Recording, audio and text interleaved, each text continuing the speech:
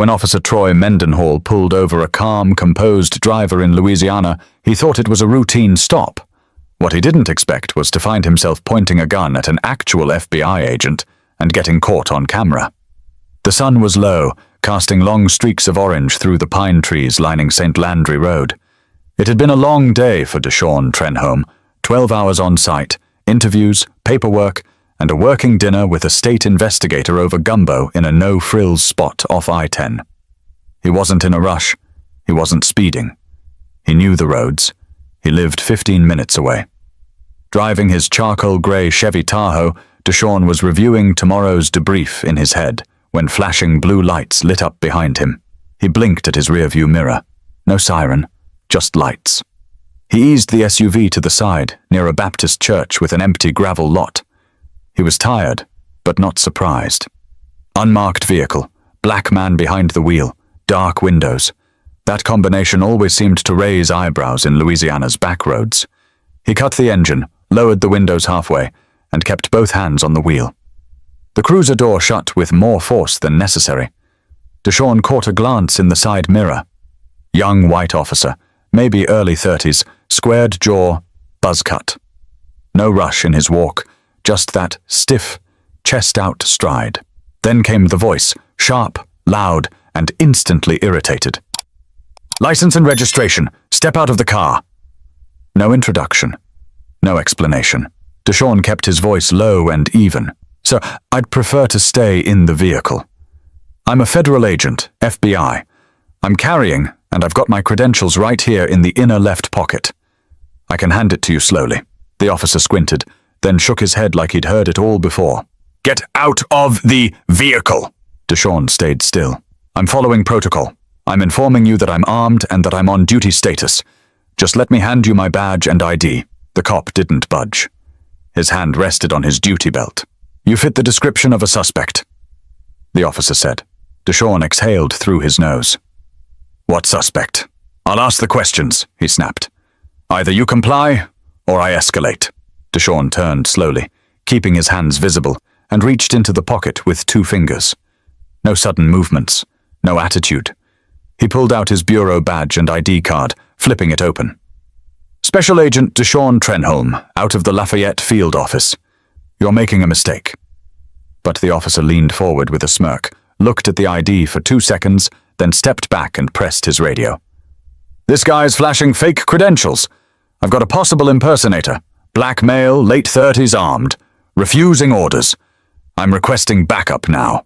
DeShawn's mouth dried. Not from fear. He'd been through worse. But this wasn't a mistake. It was deliberate. This was the kind of situation that went south real fast. He knew too many stories, too many colleagues who'd been told later. He reached for something. He spoke louder this time, so it could be picked up on the bodycam he knew was rolling. "My hands are visible. I have not exited the vehicle. I am a credentialed federal agent and have identified myself clearly. You are escalating a legal stop without cause." The officer's eyes narrowed. "You think I care about your badge?" DeShawn gave no answer. His pulse stayed even. His hand didn't flinch. The 2 men locked eyes. In the silence, a dog barked from a porch across the street. A screen door creaked. Somebody peeked out, then went back inside. In DeShawn's head, he was calculating. Not how to fight, how to survive. There was no need to argue. The next move wasn't his. It would come from backup, and the next officer's reaction might not be so composed. He glanced at the camera mounted on the patrol car's dash. Good. It was angled right. Then he muttered, almost to himself, "Let's hope someone's watching this." But what DeShawn didn't know, yet, was that help wasn't coming to de-escalate the situation. It was about to get worse. Officer Troy Mendenhall paced 2 steps back from the driver's side door, his hand still hovering above his holster like a cowboy in a standoff he thought he'd already won. His mouth was clenched tight, like he'd made up his mind, and nothing, no badge, no credentials, was going to shake him from it. DeShawn Trenholm didn't move. The badge remained on the dashboard, the photo ID beside it. The gold lettering reflected faintly in the last bit of sunlight, but Mendenhall wasn't looking at it. He was too busy staring down DeShawn like he was waiting for him to blink first.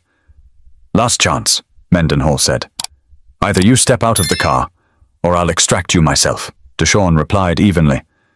And I'm telling you, I am not a threat. You escalate this. It's on you. My body is right here, my hands are where you can see them, and my gun is holstered. You do not have probable cause. Mendenhall didn't answer. He stepped back toward his cruiser and lifted his radio again. Unit 42 to dispatch. I'm gonna need immediate backup on this 1029. Suspects armed, uncooperative, possible federal impersonator. Location, St. Landry and Briarview.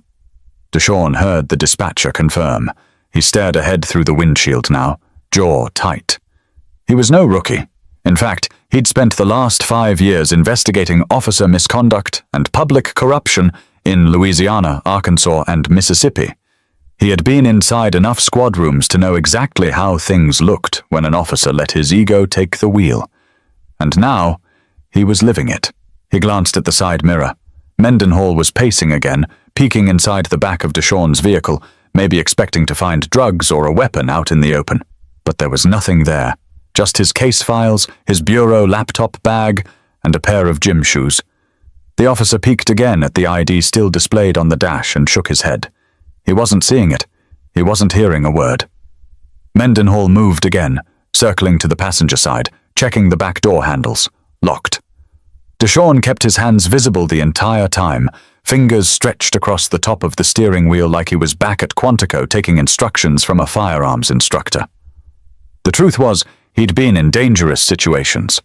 Raids, gun trafficking busts, surveillance ops in cities far more dangerous than this 2-lane stretch of southern Louisiana. But this was different. Because this wasn't about crime. This wasn't about protecting anyone. This was about control. A man with a badge playing God on a roadside and no one yet to answer for it. 3 minutes passed. Then came the second set of lights. Another cruiser pulled in behind Mendenhall's car. This one had 2 officers inside, a woman in her late 40s in the driver's seat, and a younger man in the passenger seat who looked barely old enough to shave. DeShawn tracked them through his mirror. The older officer approached Mendenhall, whispering something to him. Mendenhall gestured to the Tahoe, clearly trying to sell the threat. The woman didn't seem convinced. She walked around to DeShawn's window, tapped once. "Sir," she said, calm but firm. "We're gonna figure this out. Do you have identification?" DeShawn didn't speak. He just pointed to the badge and ID already on display. Her eyes moved to it. She squinted. Then her expression changed. Just slightly. She looked back at DeShawn. "Are you armed?" "Yes," DeShawn said. "Right side holster, Glock 19, safety on, loaded, chambered, standard bureau issue." She gave a nod, then took 2 steps back and turned to the younger officer. Her voice dropped low, but DeShawn still caught one word. "Legit." Mendenhall's voice cut in sharply. "You sure? He said he's FBI. But I don't buy it. Credentials looked cheap. Doesn't match what I've seen." The female officer looked at him flat. "You seen many?" He said nothing. She tapped her shoulder mic and asked dispatch to run the ID number on the badge and federal card. DeShawn didn't move. He knew what was happening. He knew how long it would take. Maybe another minute. Maybe less. But what made his stomach turn wasn't the weight. It was the way Mendenhall was still standing with his thumb brushing the edge of his weapon, like even now, even with new officers on scene, even with protocol in motion, he was looking for a reason. But in less than 60 seconds, that reason would disappear, and Mendenhall's entire world was about to shift. The voice over the radio came through, scratchy but clear. "Confirmed. DeShawn Trenholm, Special Agent. Active. Badge number matches Bureau records." It landed like a hammer. The female officer didn't say a word. She just took 2 steps back and folded her arms, eyes still on Mendenhall. The younger officer looked at DeShawn, then at his partner, unsure whether to step in or stay quiet. But Mendenhall? He stood there, stunned. A full 10 seconds passed before he blinked, like someone yanked the floor out from under him. He tried to play it cool, adjusting his belt, shifting his weight, then walking casually over to DeShawn's window again, as if they were suddenly equals. "Agent Trenholm," he said, his voice now forced calm. "You understand we had to be cautious. Things being what they are these days." DeShawn didn't respond. He just stared at him. "I mean, no offense. You were being uncooperative. That was it." That was the sentence that lit the fuse. DeShawn rolled down the window the rest of the way, voice still steady, but lower now. "You never asked for ID. You ordered me out at gunpoint. Then you called for backup claiming I was impersonating a federal agent. There was no cause.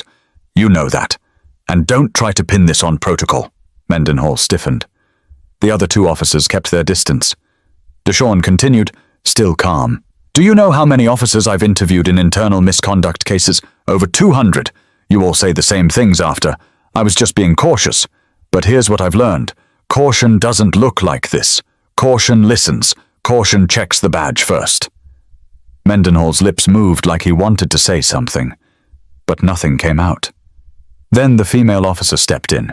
"You're lucky, Troy," she said, voice quiet but firm, "because if he wasn't who he said he was, and you'd escalated this like you just did, we'd be here sorting out your mess with the coroner, or worse, another protest downtown." Mendenhall looked away. That one stung. DeShawn finally exhaled and leaned back in his seat. His hands were still visible, still steady. But behind his calm, his heart was working harder now, not from fear, but restraint. He wasn't just fighting for his own life anymore. He was doing everything he could to show young black boys across the country, hell, anyone watching later, that staying calm didn't mean surrender. That being composed didn't mean backing down. A third cruiser pulled up then, lights spinning. A sergeant climbed out. Older guy, white hair, no-nonsense walk, clipboard under his arm. He walked up to the group, took one look at the scene and said, "What's the situation?" The female officer briefed him quickly. The sergeant looked over at DeShawn. "Agent Trenholm, I'm Sergeant Reese Lorick. Just got the confirmation from HQ. Looks like there's been a serious miscommunication." DeShawn replied flatly. "There was no miscommunication. There was a refusal to listen." Lorick took that in. He nodded once. No argument. "Understood." Then he turned to Mendenhall. "You, back of the line. No more talking." Mendenhall's mouth tightened, but he obeyed. The sergeant stepped up to the window, lowered his voice. "Agent, I'm not going to insult you with excuses. I saw the footage from his dash already. You're right. He never asked, never checked. You did everything right." DeShawn didn't soften. "Not the first time," he said. Lorick nodded slowly. "I believe you. Look, we're starting an internal review immediately. I'll be calling your bureau supervisor myself. Don't bother," DeShawn said. "He already knows. He's the one who asked me to wear a wire tonight." Lorick froze. That part hadn't made the rounds yet. DeShawn let that settle. Then he reached over to the dashboard, took back his badge and ID, slid them into his jacket. The female officer raised an eyebrow. "Wire?" "Internal audit," DeShawn said. "Mendenhall's name came up last month in a pattern of complaints. My field office wanted to verify it." Sergeant Lorick stepped back, eyes wide. "Wait, you were baiting him?" "No," DeShawn said, opening the door slowly and stepping out. "I was driving home." But now that he was standing, everything felt different, and the next move wasn't about protocol. It was personal. The moment DeShawn stepped out of the SUV, the entire energy on the street shifted. He didn't move aggressively. He didn't say a word, just stood tall, 6'2", squared shoulders, bureau ID still clipped inside his jacket. His Glock stayed holstered. His eyes moved from one officer to the next, and not one of them could meet his gaze for more than a second. Sergeant Reese Lorick cleared his throat. "Agent Trenholm, I think we need to have a longer conversation. Somewhere a little more controlled." DeShawn raised an eyebrow. "You want to debrief me now?" Lorick shook his head. "Not officially. I mean, I'd like to avoid this going sideways any further. Give us a chance to do the right thing here." DeShawn looked over at Mendenhall, who now stood rigid beside his cruiser, arms folded, face locked in something between embarrassment and stubborn defiance. "You had your chance to do the right thing," DeShawn said. Lorick sighed and gestured toward the female officer. "Officer Gannon, Could you ride with Agent Trenholm? Let's bring him down to the precinct, just to talk this through. Quietly, DeShawn stepped back. Respectfully. No. Lorik blinked. Excuse me? I'm not stepping foot in your department unless my bureau liaison is present, and if you're smart, you'll have your internal affairs director sitting right beside you. I'm not giving you a second chance to get this right. Officer Gannon didn't say anything, but her look said it all. She knew better than to push a man with a badge higher than hers, and twice her field time. DeShawn turned to face her. Appreciate you treating me like a human being back there. She nodded once. Wasn't doing you a favor, just following the manual. Then you're one of the few, he said, before walking back toward his vehicle. But he didn't get in. Instead, he reached into the rear seat and pulled out a small folder from his laptop bag. Inside, a half-dozen typed complaints, all connected to Mendenhall's patrol number. DeShawn had started compiling them weeks ago, citations given without cause, stops in the same two predominantly black neighborhoods, even a civilian recording of Mendenhall drawing his weapon on a teen who hadn't committed any crime. He handed it to Lorik. Since you mentioned wanting to get ahead of this, he said, you might want to read what your department's been ignoring for months. Lorik took the folder hesitantly. As he flipped through the pages, his face changed. His jaw worked as he skimmed line after line, each one pulling him deeper into a hole he hadn't realized his officer had dug. This is detailed, he muttered. It's not even the full list, DeShawn said. We've got bodycam redactions and audio inconsistencies. One complaint says the footage from a stop just disappeared. Know what that sounds like? Tampering, Lorik said, barely above a whisper. Exactly. The sergeant looked like he'd aged 5 years in 2 minutes. He glanced back toward Mendenhall, who now avoided eye contact with everyone. Officer Gannon took a step closer, lowered her voice. Sarge, we can't cover this. We're not going to, he said. But DeShawn wasn't done. You want to de-escalate this? Good. Start by putting him on administrative leave, immediately. No desk duty, no street. Badge and weapon turned in by the end of the night. Lorik didn't argue. He just gave a tired nod and signaled to the younger officer, who slowly walked over to Mendenhall and spoke softly. Whatever was said made Mendenhall stiffen. He unclipped his duty belt, hesitated, then handed it over, piece by piece. His sidearm, his radio, his badge. It was the slowest unmaking of a uniform DeShawn had ever seen. But he didn't smile. He didn't celebrate. Because this wasn't a victory. This was overdue. And it shouldn't have taken an FBI badge, a taped conversation, and a full record file to make anyone listen. DeShawn opened his SUV door, then paused. I'll be filing my report in the morning.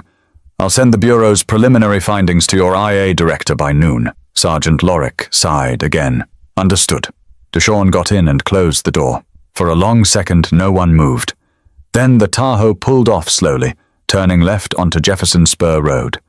Not a word from him, not a look back. But the story wasn't over, not even close. It was just about to reach the public. DeShawn Trenholm didn't speak for the first 10 minutes of the drive.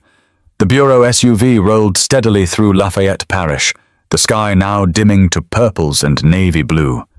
His hands gripped the steering wheel tightly, not from anger, but from calculation.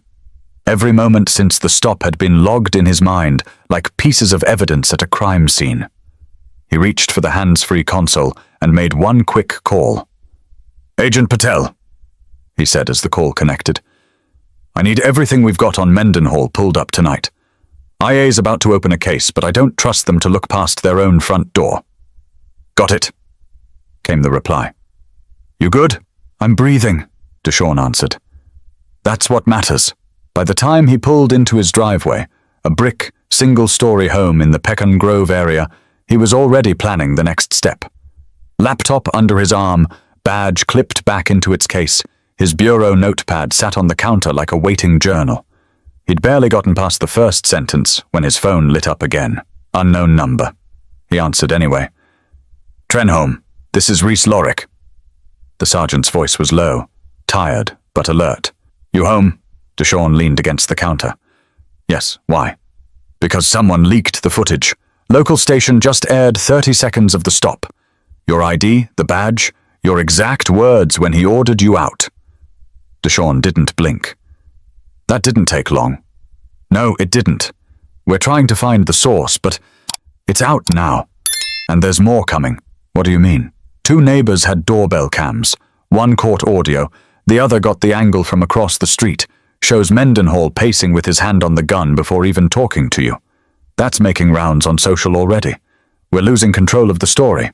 You never had control, DeShawn said flatly. I figured you'd say that. DeShawn ran a hand over his face. Let me guess. Your department's getting calls? More like threats. Protest groups already tagging our Facebook page. A city council member from Opelousas posted that he's demanding a statement from our chief by sunrise. My inbox has 50 messages, half of them national news outlets. You're not calling for advice, are you? No. I'm calling to say I just came from Mendenhall's place. He's claiming you set him up, saying this was some kind of trap. DeShawn's laugh was bitter and short. A trap? Yeah. That you provoked him. That you used your badge to create a scene.